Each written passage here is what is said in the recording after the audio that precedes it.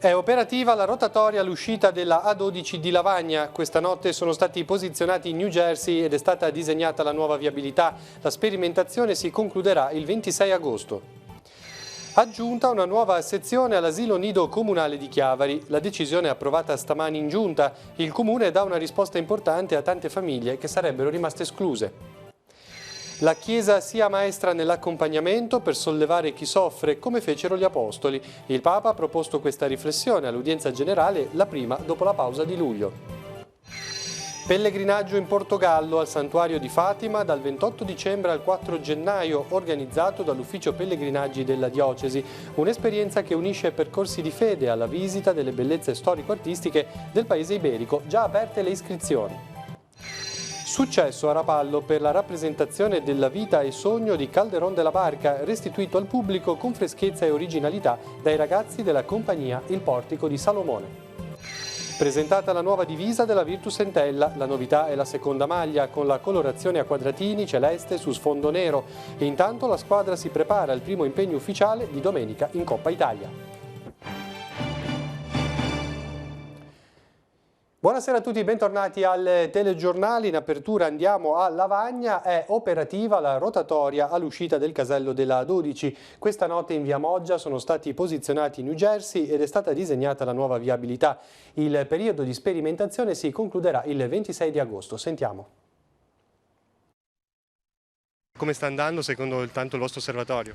La situazione per ora è monitorata dal nostro corpo di polizia municipale, sta andando tutto abbastanza bene, quindi speriamo che appunto questo possa avere positive ripercussioni anche in futuro. Ci potranno essere dei cambiamenti su quello che sono i margini in questo momento disegnati sull'asfalto? Sì, ora appunto noi in queste 2 settimane in cui appunto i lavori verranno sospesi si cercherà di valutare i miglioramenti da effettuare, in particolar modo dall'uscita dell'autostrada, magari facendo rientrare appunto la segnaletica adesso disegnata.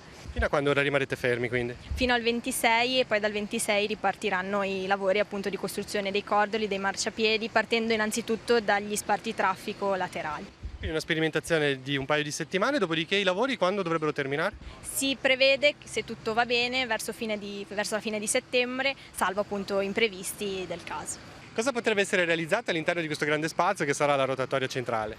Che cosa sarà fatto qui dentro ancora in fase di valutazione, ci stiamo appunto muovendo, noi come appunto amministrazione ci siamo insediati da pochi mesi, abbiamo appunto parlato anche col sindaco e il sindaco avrà un bel progetto da poter proporre a chi arriva a Lavagna. Prima giornata con la rotatoria all'uscita del casello della 12, come è andata? Il traffico scorre bene, oggi ce n'è parecchio traffico e quindi è già un primo test per valutare se la viabilità funziona. A vederla così funziona. Abbiamo un problema un po' dei cantieri, di questi 2 cantieri dell'Italgas che creano un po' di strozzatura, quindi rallentano parecchio il traffico. Una cosa che si dovrebbe risolvere in un paio di giorni. Al di là delle modifiche diceva che la rotatoria centrale sarà sormontabile, un po' come si vede in altre rotonde. Una parte sicuramente, il bordo esterno sicuramente sormontabile, non so esattamente di quanto, ma penso perlomeno 1 metro al giro sarà sormontabile. Avete visto anche dalle immagini di Lavagna, traffico intenso oggi su tutto il nostro territorio, siamo nel cuore dell'estate e arrivano tanti turisti, in particolar modo gli stranieri tornano in Liguria e a dirlo è la regione che spiega dopo 10 mesi di forte contrazione negli arrivi da alcune nazioni europee, si legge nella nota, a giugno si è registrata una vistosa inversione di tendenza per mercati come Germania, Francia e Svizzera. I numeri dell'Osservatorio Turistico Regionale saranno pubblicati domani. Intanto quello che si può dire è che l'aumento complessivo degli stranieri a giugno 2019 rispetto allo stesso periodo dell'anno scorso è stato dell'8,34%. I tedeschi arrivati in Liguria sono stati 174.159, oltre 50.000 in più, pari al 40,92%. Segno più anche per le presenze degli svizzeri, 18,19%, e per i francesi che dopo mesi di calo risalgono leggermente con un più 1,16%. Crescita dovuta però soltanto alle province di Imperia e Savona che salgono a doppia cifra, mentre Genova e Spezia ancora sono in calo. In arrivo 6.527.000 euro per l'antincendio boschivo, ad annunciarlo oggi l'assessore regionale Stefano Mai.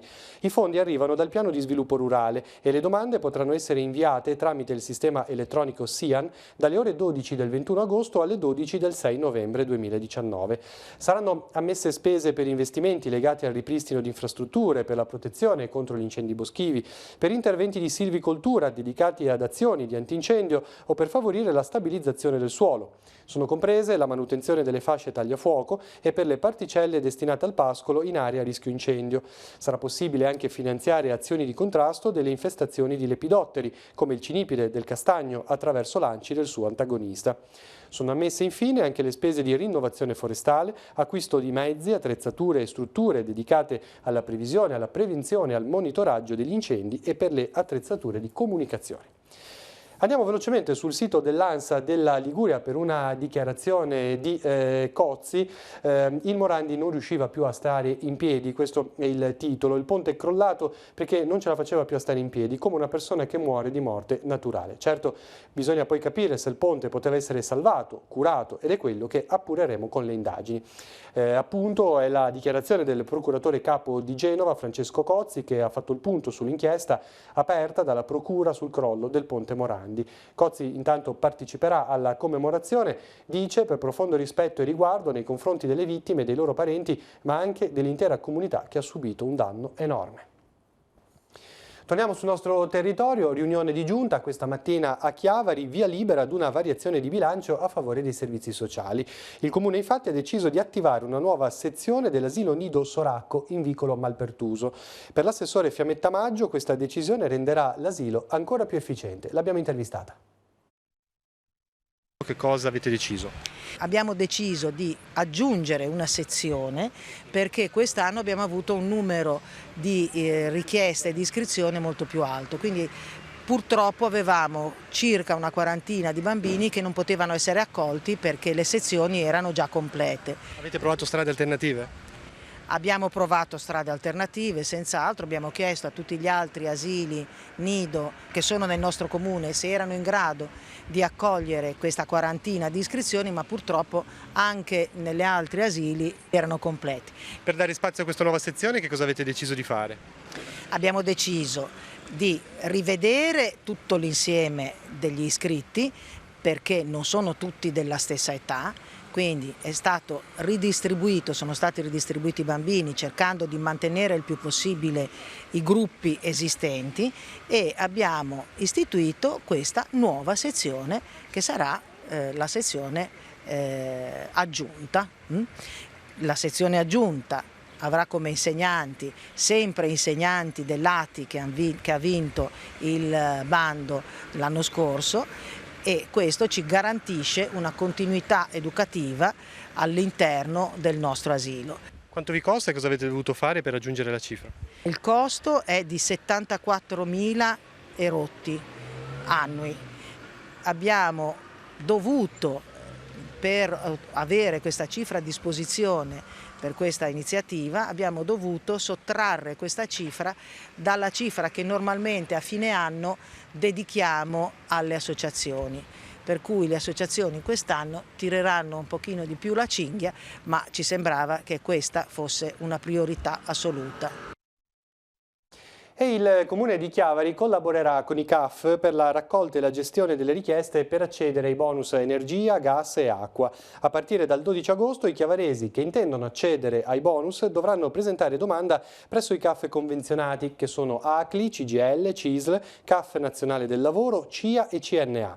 Presto anche la UIL rientrerà nell'accordo firmato in questi giorni, sono in via di ultimazione gli atti amministrativi.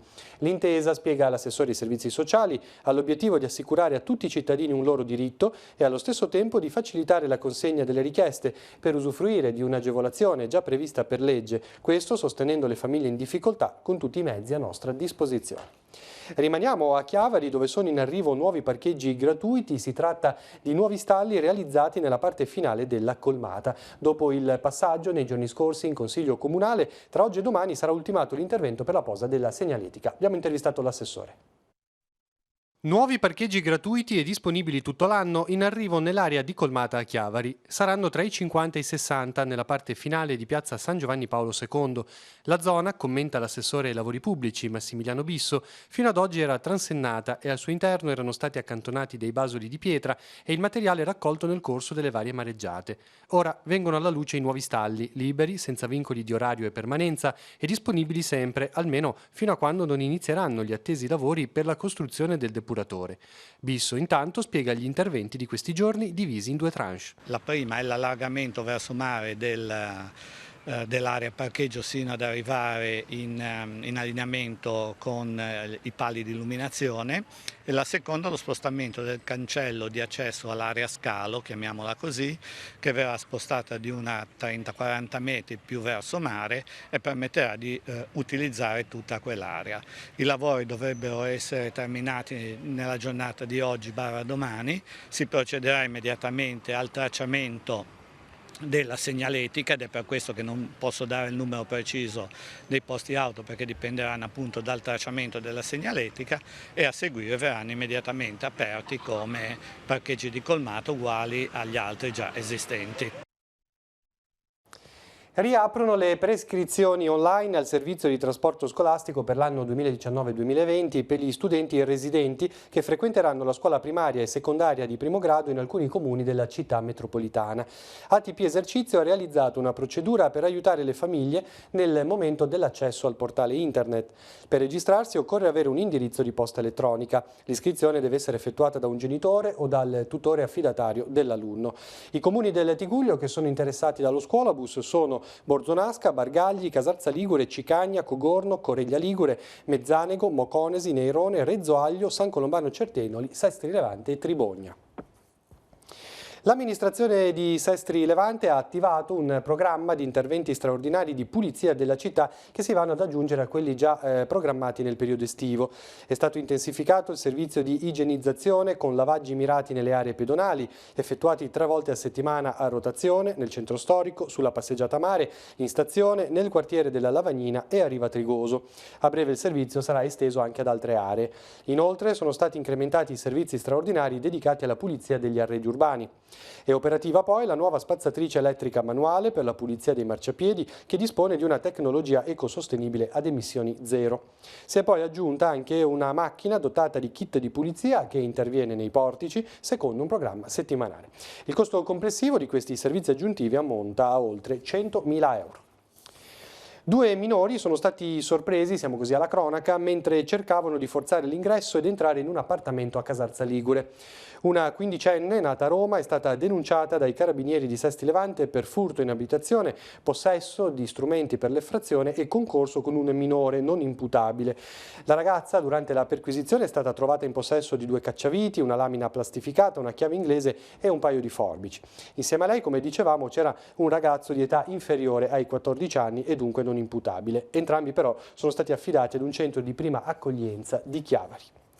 Ed è articolata e complessa la rete dei fenomeni criminali collegati alle realtà portuali della Liguria. Nella nostra regione nel corso dello scorso anno è stato sequestrato il 10% di tutta la cocaina sequestrata a livello nazionale e oltre il 28% dell'eroina. Di questi la fetta più consistente è stata sequestrata nell'area metropolitana di Genova. Il fenomeno tra l'altro è in crescita costante negli ultimi anni. Il punto della situazione è stato fatto ieri con il prefetto Fiammaspena e le forze dell'ordine. Particolare attenzione è stata dedicata al traffico internazionale di rifiuti. Nel corso del 2018 nel porto di Genova sono state movimentate oltre 53 tonnellate e mezzo di merci. I controlli hanno permesso di individuare rifiuti illeciti nascosti nei container, con una crescita del fenomeno negli ultimi anni. Il porto di Genova rappresenta inoltre anche un punto di traffico per la merce contraffatta proveniente dall'India o dalla Cina, con etichette fabbricate in Marocco o in Tunisia. Il procuratore aggiunto della Procura distrettuale antimafia ha sottolineato come i grandi investimenti infrastrutturali previsti nei prossimi anni, soprattutto nell'area portuale di Genova, porteranno ingenti risorse finanziarie attrattive, purtroppo, per i gruppi criminali. È emersa dunque la necessità di individuare strategie condivise per il contrasto delle attività illecite. Siamo così all'informazione religiosa. Il Papa, nella prima udienza generale, dopo la pausa di luglio, ha ripreso la serie di catechesi sugli Atti degli Apostoli. Ha parlato del miracolo di Pietro, della guarigione di uno storpio nel nome di Gesù. È il ritratto, ha detto Francesco, di una Chiesa senza frontiere che solleva chi soffre e non condanna. La sintesi nel servizio. In Pietro, che prende per mano il paralitico, lo solleva e lo guarisce, appare il volto di una Chiesa senza frontiere che si sente madre di tutti, che sa prendere per mano e sollevare, non condannare. Il Papa spiega che l'arte dell'accompagnamento si caratterizza per la delicatezza con cui ci si accosta all'altro, con uno sguardo rispettoso e pieno di compassione, ma che nel medesimo tempo sani, liberi e incoraggi a maturare nella vita cristiana. Così fanno gli Apostoli con lo storpio. In questa circostanza stabiliscono una relazione con Lui e questo, dice il Papa, è il modo in cui Dio ama manifestarsi. Nella relazione, sempre nel dialogo, sempre nelle apparizioni, sempre con l'ispirazione del cuore. Sono relazioni di Dio con noi, attraverso un incontro reale tra le persone che può accadere solo nell'amore. Francesco ricorda poi che il Tempio era anche un luogo di scambi economici e finanziari e che contro questo utilizzo si erano scagliati sia Gesù che i profeti. Ma quante volte io penso a questo quando vedo qualche parrocchia che si pensa che è più importante, sono più importanti i soldi che i sacramenti. Per favore, Chiesa povera, chiediamo al Signore quello. Pietro e Giovanni, conclude il Papa, ci insegnano a non confidare nei mezzi, che pure sono utili, ma nella vera ricchezza che è la relazione con Cristo. La domanda finale, dunque, che Francesco rivolge a tutti è: qual è la nostra ricchezza e con che cosa possiamo rendere ricchi gli altri? Non dimentichiamo la mano tesa sempre per aiutare a alzarsi l'altro. È la mano di Gesù che tramite la nostra mano aiuta a alzarsi gli altri. Veniamo in diocesi. Il Portogallo è la meta proposta dall'Ufficio diocesano dei pellegrinaggi per il periodo delle vacanze di Natale. Non soltanto la visita al santuario di Fatima, ma un percorso che tocca vari luoghi significativi della terra lusitana. E le iscrizioni sono già aperte. Sentiamo l'intervista. 8 giorni in Portogallo per un pellegrinaggio che unisce diversi aspetti della spiritualità, dalla devozione mariana con la visita al santuario di Fatima alla contemplazione delle bellezze naturali e storico-artistiche di questa terra. Il percorso parte dal nord, toccando Porto e Guimarães, si scende poi verso Coimbra e il santuario di Fatima, fino ad arrivare nel sud, con le visite a Lisbona e nella regione dell'Algarve. Ma ci siamo accorti che è un periodo favorevole soprattutto per chi è coinvolto nel mondo della scuola, ma per tutti quanti, ecco. E quindi andremo a Fatima, o meglio, andremo in Portogallo, perché la nostra destinazione è sicuramente andare dalla Madonna nel santuario tra i più famosi, ecco, e significativi al mondo. Ma percorreremo anche in lungo e in largo il Portogallo. A Capodanno saremo in Algarve, pensate che è un posto veramente fantastico. Sicuramente il santuario di Fatima è un santuario che raduna pellegrini da tutto il mondo durante tutto l'anno, quindi è un incontro anche questo molto importante che farete nel corso di questo viaggio. Naturalmente sì, ogni passo mosso verso il santuario, verso la Madonna, essere sotto il manto della Madonna è un passo verso la propria intimità. Proprio per fare quel percorso di trasformazione che il Vangelo ci consiglia, ci addita, che è quello di diventare bambini, ecco, di ritornare come i 3 pastorelli che fanno questo percorso, questo itinerario a Dio, nell'intimità con Dio.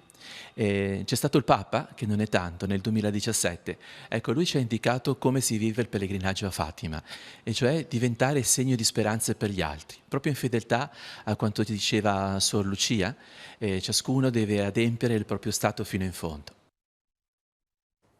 Per chi volesse partecipare dunque, le iscrizioni dovranno pervenire entro il 20 di settembre all'Ufficio Pellegrinaggi che si trova in piazza Nostra Signora dell'Orto a Chiavari. Sono stati ricevuti questa mattina in comune a Sestri Levante i 16 bimbi ucraini ospiti delle famiglie dell'Associazione La Baia delle Favole e che rimarranno qui sino al 27 agosto. Quindi stamattina gli amministratori e i consiglieri comunali hanno dato il loro benvenuto ufficiale, dopodiché è seguito il pranzo offerto dal Circolo Santo Stefano. I bimbi ogni giorno frequenteranno i centri estivi comunali. Al termine delle attività rientreranno nelle famiglie in diversi comuni del Golfo del Tigullio, famiglie che si sono rese disponibili ad accogliere i bimbi durante questo periodo di permanenza. Oltre alla Baia delle Favole, altre associazioni di volontariato e culturali, i circoli, i CIV, le parrocchie, esercizi commerciali e balneari, ma anche semplici cittadini, si stanno coordinando per rendere possibile e piacevole la vacanza dei bimbi attraverso diverse attività, come la raccolta fondi per sostenere le spese di viaggio, l'organizzazione dei diversi momenti di festa e la messa a disposizione loro. Non era semplice il testo di Pedro Calderón de la Barca, portato in scena quest'anno dalla compagnia teatrale Il Portico di Salomone. La vita e sogno, questo il titolo, è un'articolata riflessione sulla vanità dell'esistenza e sul suo senso più profondo. Eppure i ragazzi coordinati da Marina Maffei, grazie ad alcune scelte di regia e ad una crescente consapevolezza dei propri mezzi, hanno saputo offrire al pubblico di Rapallo uno spettacolo che ha incollato alla sedia circa 500 persone e ha strappato applausi convinti. Siamo andati a vedere. Se si vuole vincere la propria sorte bisogna usare saggezza e moderazione. Chi tenta di prevenire il danno prima che sopraggiunga non riesce né ad evitarlo né a guardarsene, perché non c'è modo alcuno di evitare il caso. Quest'anno il lavoro è stato molto superiore anche al solito, perché fra tutto eravamo più di 40 attori con varie comparse e cose, quindi poi la gestione anche in questo caso delle battute spezzate nel mio caso fra personaggio e alter ego, quindi le sincronie, no, è stato molto molto lungo, abbiamo speso veramente tantissime ore sia insieme che da soli, però speriamo che sia stato bello. Che intendi fare? Uccidere il duca! Possibile che una donna che non ha conosciuto padre abbia tanto coraggio? Sì. Cosa ti dà tanto valore? La mia fama e il mio onore prima di tutto. Bada, che vedrai Astolfo tuo re e marito di Stella. Giuro che non accadrà. Beh, è una follia. Me ne accorgo. E allora cacciala! Non posso! Sicuramente la pièce di Calderón de la Barca è estremamente attuale, anche se può non sembrare, essendo del 1600. Banalmente il rapporto padre-figlio ad oggi è molto facile trovare situazioni complicate a livello familiare, piuttosto che appunto questo parallelismo tra vita e sogno, realtà e illusione. Quello che Calderón de la Barca vuole realmente specificare è che nella vita comunque bisogna fare del bene, perché il bene torna, che sia vita, che sia sogno, che sia realtà, che sia illusione. I ragazzi sono stati all'inizio, erano molto indecisi, molto titubanti nell'affrontare questo testo e anch'io mi sono proprio buttata perché è stata una decisione mia e poi invece hanno cominciato a entrare dentro e ne è venuta fuori una cosa bellissima. Mi porto a casa proprio l'esperienza, i rapporti con i ragazzi, la fatica del sacrificio, la puntualità, il rispetto dell'altro, mi accorgo che sono tutti valori che si stanno perdendo, invece ributtare continuamente, rilanciare questo valore, questo umano, questa umanità fatta anche delle piccole cose è veramente una grandissima sfida.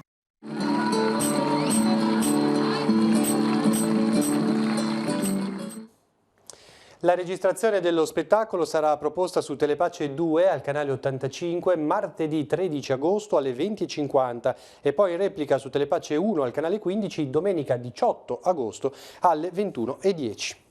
E ora siamo allo sport. La Virtus Entella proprio questa mattina ha presentato una nuova maglia per la stagione 2019-2020. Intanto domenica al Comunale di Chiavari il debutto stagionale in Coppa Italia contro il Südtirol.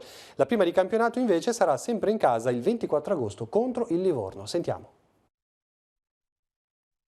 Una nuova seconda maglia per la Virtus Entella nella stagione 2019-2020 è stata presentata questa mattina al campo comunale di Via Gastaldi. Sempre realizzata da Adidas, la nuova casacca sostituisce quella nero-scudata della scorsa stagione, con un motivo a piccoli quadrati celesti asimmetrici su sfondo nero. In particolare, al nostro presidente è piaciuta da subito, ha affermato il responsabile dell'area marketing Sergio Rossi. Al comunale presenti anche i calciatori, che hanno parlato dei primi impegni ufficiali imminenti. Abbiamo cambiato un po' di colori, un po' la fantasia è diversa, ma la maglia nera penso è una dopo quella bianco-celeste, penso sia quella un po' più affascinante. Anche il tessuto è più leggero, penso che sia bella, veramente una bella maglia, poi abbiamo ancora Adidas e quindi insomma ci fa piacere. Domenica primo impegno ufficiale in casa, ore 20:30 contro il Sud Tirol, in una competizione che l'anno scorso diede tantissime gioie. Ti chiedo come la state preparando. Intanto bisogna cercare di mettersi a regime a livello fisico, poi piano piano cercheremo di mettere dentro a livello tattico conoscenze nuove, anche perché comunque sono arrivati tanti ragazzi nuovi. È un test importante, quello di Coppa Italia, ed è un test che ci preparerà al campionato, quindi dobbiamo affrontarlo con la massima concentrazione, con l'atteggiamento giusto. È uscito anche il calendario del campionato di Serie B, si partirà il 24 contro il Livorno. Ti chiedo un giudizio su questo calendario. Bene che giochiamo la prima in casa davanti al nostro pubblico e speriamo che il comunale sia bello pieno per iniziare nel miglior dei modi questo campionato. È importante tenere i piedi per terra, umiltà, e poi strada facendo vedremo i risultati e la crescita di questa squadra. Ancora sport con il chiavarese Alex Gennesi che ha vinto il campionato italiano di mountain bike enduro che si è svolto nei giorni scorsi alla Twil in Val d'Aosta. L'atleta della freerider Tigullio era stato costretto a fermarsi sino a giugno di quest'anno a causa di un infortunio. Con caparbietà ed esperienza però si è rimesso in sella portando a casa questo risultato straordinario ottenuto su uno dei percorsi più difficili e tecnici d'Italia, sul quale l'anno prima si è svolto il campionato mondiale. Per il team della freerider Tigullio gareggiavano anche il giovane Nicola Cuneo e Monica Ferraro al suo esordio, quarta nella classifica assoluta.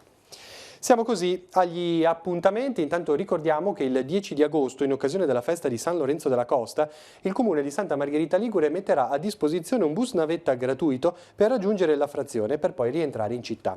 Il mezzo partirà da piazza Vittorio Veneto, l'arrivo a San Lorenzo all'altezza del bivio con l'Aurelia. Il tutto dalle 18:10 all'1 di notte, con la frequenza di 20 minuti circa da un passaggio all'altro. Per 2 giorni San Salvatore di Cogorno torna al Medioevo con 2 appuntamenti che anticipano tradizionalmente la torta dei Fieschi di Lavagna. Lunedì 12 agosto alle 16 si terrà la 4ª edizione di Medioevo nel Borgo, con stand, momenti di festa e giochi medievali e la presenza di una compagnia di falconieri. Alle 21:30 andrà in scena lo spettacolo teatrale a sfondo comico intitolato Inquisitio Precocem.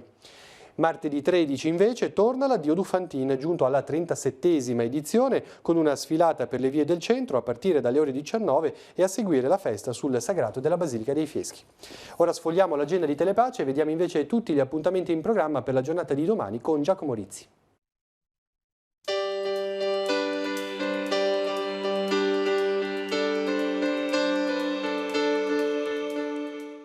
Appuntamenti in agenda per giovedì 8 agosto.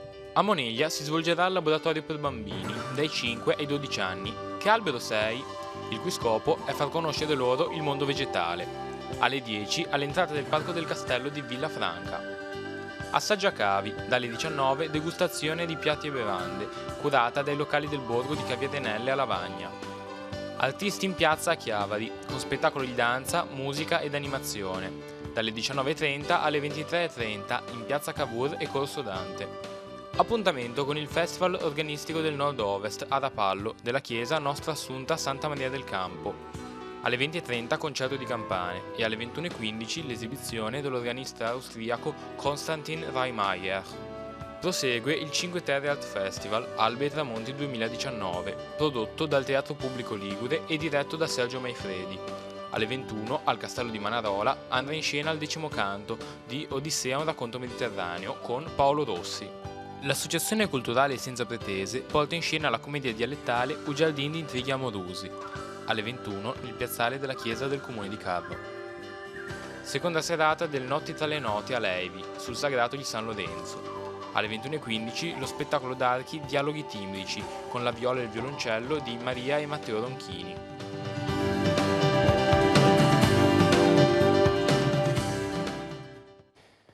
Bene, siamo giunti al termine del telegiornale, appuntamento a domani mattina con la rassegna stampa con Marco Ravello. Grazie per averci seguito, buon proseguimento di serata, arrivederci.